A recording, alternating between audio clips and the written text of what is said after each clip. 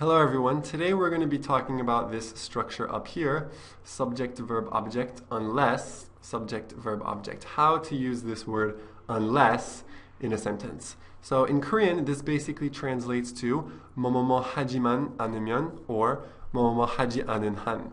And we use it in English to talk about a condition,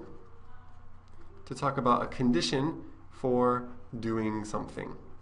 Okay, and I want you to really think about this word unless as if it's basically the same thing as if not.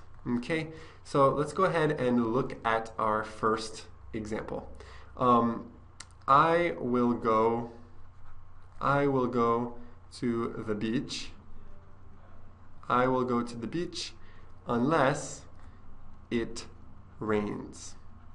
So here we're using this word unless in between two full sentences, and we're using it to give a condition for going to the beach. I'm saying I will go to the beach, but I have one condition.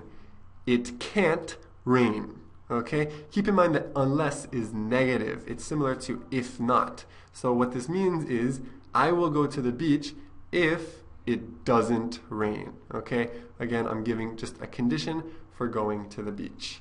Let's go ahead and look at a second example. Unless you have a ticket,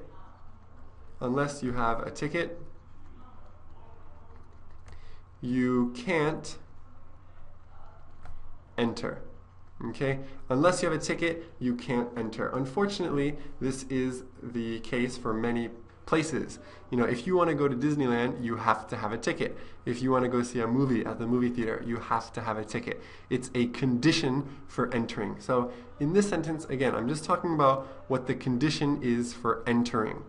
You have to have a ticket. Okay? And if you don't have a ticket, you can't enter. Unless you have a ticket, you can't enter. Okay?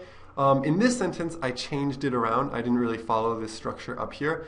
I put unless at the beginning, and then a full sentence, and then another full sentence, which is fine. You can do this. You can either use unless like this up here in between two full sentences, or you can put it at the beginning and then a full sentence, comma, and then another full sentence. Both ways are fine. All right, let's look at our last example, and then we'll wrap up.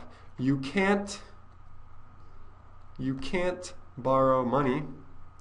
You can't borrow money unless you pay me back.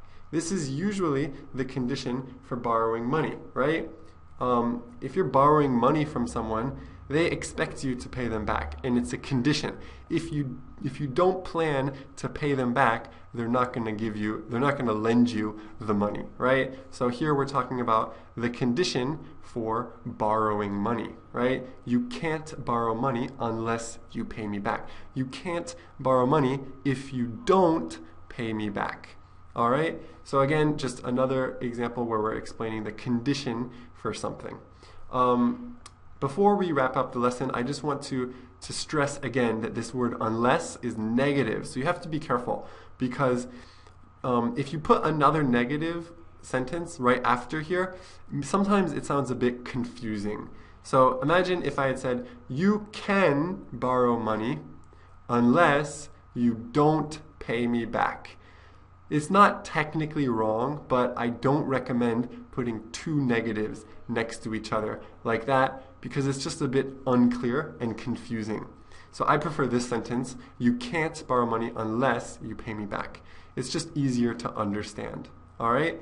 So I hope you enjoyed the lesson. Keep watching, and I'll see you next time.